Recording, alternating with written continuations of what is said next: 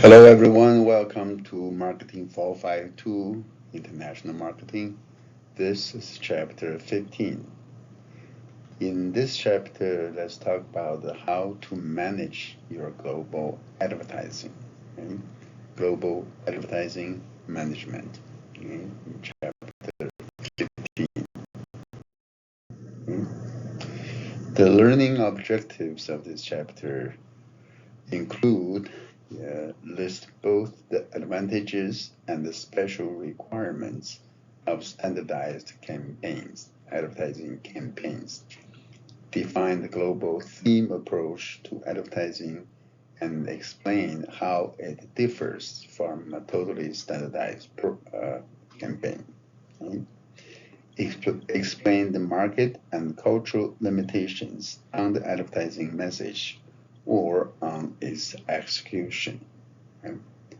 Identify key issues related to advertising that tend to be regulated by national governments. Okay? Next, cite ways to avoid faulty translation and ways to minimize the need to translate. Okay? Next, explain how media availability, media habits, and scheduling the national advertising all affect advertising campaign. And then differentiate among the three options of utilizing domestic advertising agencies, using local advertising agencies, and using international advertising networks. And finally, list the external and internal factors that influence a firm's decision to centralize or localize its advertising decisions. Okay? That's our learning objectives. Okay? In the chapters, we talk about global versus local advertising, how to develop a global marketing campaign, global marketing advertising campaign, the global local decision that needs to be made, overcoming language barriers, global media strategy, and organizing the global advertising effort. Okay. In advertising, just as in the other three P's, right, you have the issue of standardization versus adaptation again. Okay? Do you want to advertise in the same way as you do in domestic market, or you want to adapt it to a global market, the global market? Okay? The same issue again. Okay? First, let's talk about how to overcome language and cultural barriers in advertising. Okay? Some markets or regions require multilingual advertising. In some countries, some markets, you have to have advertising in several different languages. And proper linguistic translation is imperative and challenging.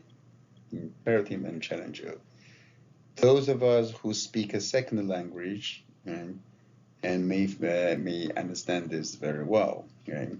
Sometimes it can be difficult to translate critical words. Like, for example, actually my first foreign language was not English. My first foreign language was Russian. Actually, I grew up in the northeastern part of China, where in the 60s, 70s, there were no English teachers available, only Russian teachers, Russian language teachers. So we had no choice, even though we wanted to learn English, but only Russian teachers were available. Only Russian program was offered in middle schools. That's how I started learning Russian at first foreign language. Then, of course, I learned English, and actually I learned some Japanese too. But anyway, for those who speak a second language, you understand how difficult it is. Some of the keywords is hard or almost impossible to translate. Okay, concepts that also may not translate well culturally. Some of the concepts may not be translated very well in different cultures. Right? Adaptation at that time, in that case, may be necessary, something you have to do. For example, Benetton has this nursing black mother advertisement that caused some quite stir in the advertising industry.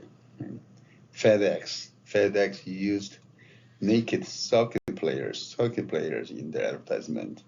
That was also troublesome to many people. Beware of cross-cultural differences to exist. Right? European men do not kiss the hands of a single woman. This is only for married women. Okay? Only married women do not kiss the hands of a single woman. Okay? A man enters the door first in France, Germany, and Japan. Right? Unlike what's happening here in this country, we normally want the ladies to go first. Right? We open the door, and ladies go first, but not in France, Germany, and Japan. In Saudi Arabia, images of male-female intimacy are illegal. You cannot have it. Cannot have that in advertisement in the Saudis, right? In Saudi Arabia. Okay? Wedding rings in Denmark, Holland, Germany, and Spain are worn on the right hand instead of on the left hand. Okay? Keep that in mind. Okay? Let's talk about the example of Japan. Right?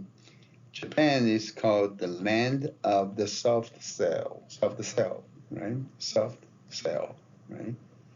Japan is the world's second largest market, right? Soft selling means, consumers are more moved by emotions than by logic, right?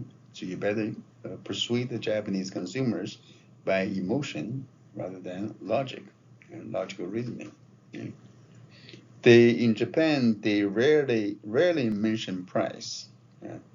They shy away from competitive advertising. And they don't even compare with other companies, other products. They may even omit characteristic or features of a product. They do that. Okay?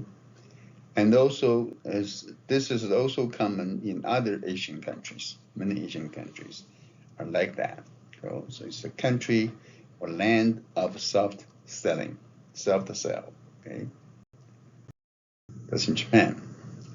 Japanese advertisements use foreign themes and words, especially those in the English language. They have no problem. They have no problem using English language words and themes in their ads. U.S. themes is very popular. You can imagine. Okay. Firms are less concerned with conflicts of interest among ad agencies. You can have one ad agency working with several companies in the industry. That is unimaginable in American culture, in American society, because there could be a conflict of interest, right? Or there is conflict of interest.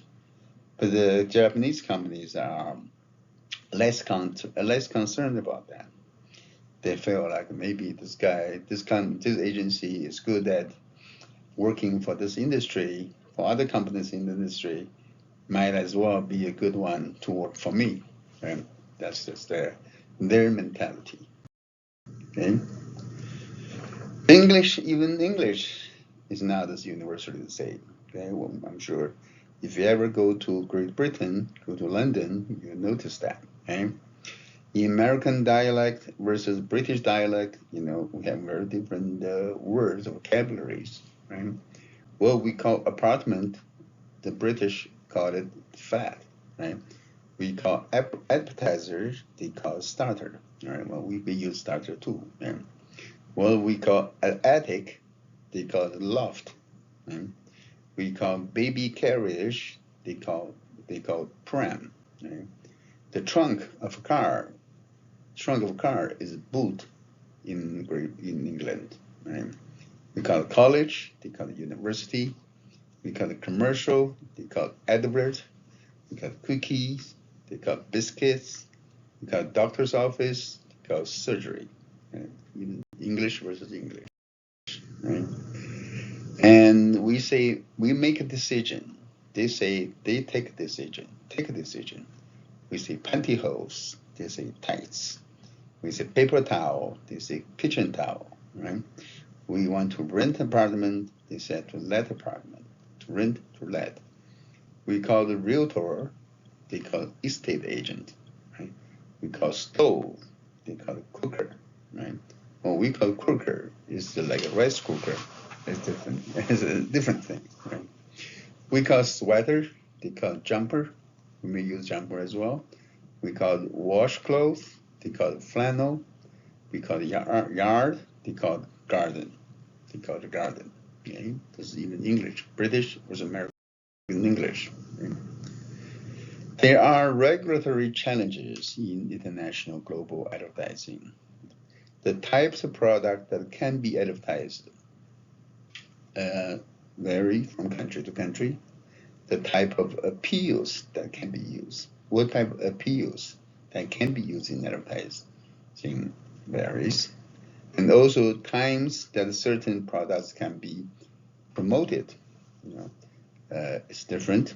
In some countries it's prohibited, it's limited. Use of foreign languages in advertisement could be limited. In some countries, they just won't let you use a different language. It has to be in their native local language. Use of national symbols in advertisement could be limited. In this country, you're free to use national flags, national symbols, whatever, see what we have. And in some countries, you can't use it. Sorry, don't use it. Okay? And also there are taxes levied against advertising expenditures. Taxes. Okay? Also in advertisement, we know that there is a creative challenge, right? In the world of advertisement, creative ideas is highly regarded, is highly sought after, is mostly in demand. And you want to have creative ideas in advertisement. That's why our commercials, advertisement on TV and everywhere, many are so fascinating. I found this fascinating, because they're so created by those people with huge talents in creativity, originality. Right? But to translate or to have the same ad in other culture could be a challenge. Right? Effective international messages must transcend cultural and ethnic boundaries. If you have some really, really good, highly effective message, you can actually have it transcending the cultural and ethnic boundaries. Really good ones. Okay? Let's talk about global advertising. Global advertising, you can have standardized advertising across all the markets. Same advertisement, same ad, same slogan, same approach all over the place. Right? Philip Morris Marlboro campaign. Come to where the flavor is. Come to where the flavor is. They use that in all global markets. Right? Had to have a standardized advertising across all markets, and the advantage is obvious. Right? There's production cost savings. The average production cost for advertisement in this country is about $600,000 at least. $600,000 at least, right? So if you can use the same ad in many countries, it's a huge saving, right, in production costs. With standardized advertisement, you're able to spend more time, attention, and dollar on the campaign itself and media space. Right? You can prevent the confusion of a media spillover. Media spillover. What's media spillover? You have international traveler traveling to this country, to another country, to several countries, saw the advertisement on the same product. If they see the same product with the different appeals, different type of ads, different tones, different theme, different price, they will be confused. Right? But if you have the same one everywhere, there will not be confusion. So you can prevent the confusion of media spillover. Right? It prevents confusion for the travelers. Right? Travelers. It's good for the global travelers. In standardized approach, you can standardized advertising. You can have two approaches. You can have modularized approach versus global theme approach. In modularized approach, some features are selected as the standard for all advertisements, and other features are localized. Okay, you can make it into modules, right? One module, a certain standard module is used everywhere. There is some other part of the ad that can be made into local contents, local themes. Right? Or you can have a global theme approach. Same advertising theme is used around the world, but is varied only slightly in each local execution. Pretty much the same theme everywhere with minor modifications. Okay. This is an example of Armstrong Furniture, right? You can see that they have a global theme approach. The picture on the left is in one country. You can see there's a father. There's like a father figure sitting there, overseeing two kids on the other side. They're talking about some family issues, using, of course, their Armstrong furnitures. The sofa, coffee table, chairs, and room decor, etc. The other one, in another country, you can see, instead of using father and son, father and children, this one's probably mother and daughter, sitting across the long table also, but they're talking about something else, featuring also their furnitures. Okay? This would be a global theme approach. In global advertising, right, there's some requirements here, right? One is that a standardized global brand name or trademark pronounced identically across markets. And it better pronounce the same or similar across the markets. Okay?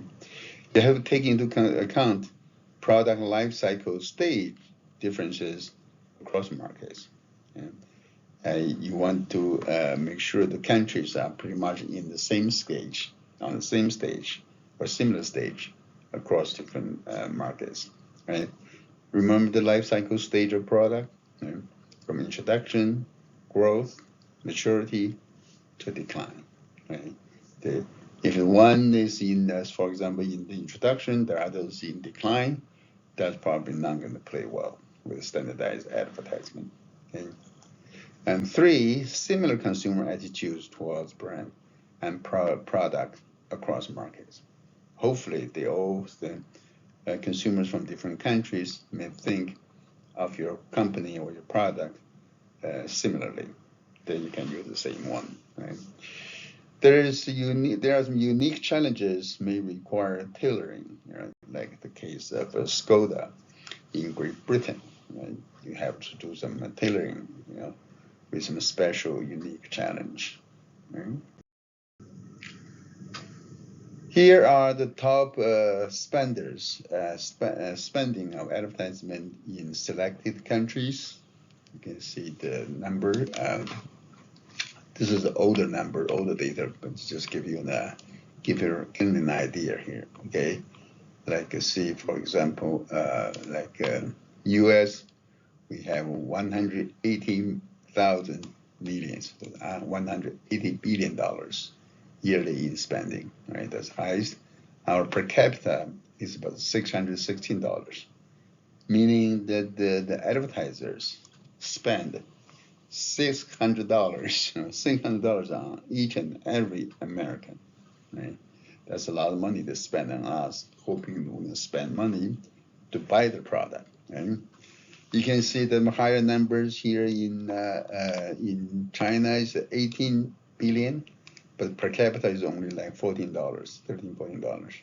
In Japan is 45 billion, per capita is $352, and one of the higher ones in Singapore 300, and Australia 400 something, Czech Republic 340, Hungary 340, and like a UAE 378, Canada 330, and France almost 300, Germany over 300, Italy 200, Norway $900, $991. That's a lot of money to spend. UK is pretty high too, and Sweden. Okay? And some other countries like Nigeria, per capita is less than $1. Okay? Like Pakistan, less than $2. But there's huge difference in advertising spending in different countries of the world. Okay? Credibility of advertising. Do you trust our advertisements? Do American consumers trust, have faith in our advertisements? Probably not much, right? We know the mainstream media, they lied about lots of things, right? I know, man, it's bad. But so, just as an advertiser, you, the manufacturer, business, you have to keep in mind, people do not really trust media and advertisements as much now as before. Okay? Countries view the value of advertising in different ways. In America, we're eager to criticize advertising, especially that aimed at children. Okay? In Asian countries, advertisements provide good product information, respect consumers' intelligence. That's what they believe, but it is also changing. Yeah. In Russia, former Soviet Union countries, they are the most skeptical. Okay? If you are going to introduce your product to those countries, to like the Russia or former Soviet Union republics, yeah, what do you do? If they don't trust advertising as much, how do you promote? You use other ways, right? You use promotions, personal sellings, word of mouth, sponsorship, and others. Okay? There are other tools available. What and who do global consumers trust? Okay, what do they trust? This number is also outdated. Just a caution to you. Okay, what they trust most? 90% trust recommendations from people known. Okay? 70% consumer opinions online and brand websites. 62% trust television. 59% trust magazines. 55% trust reviews, and 41% search engine ads, 33% online banner ads, and 24% text ads on mobile phones. Okay, mobile phone advertising, easy, cheap to do, but trust is low too. Okay.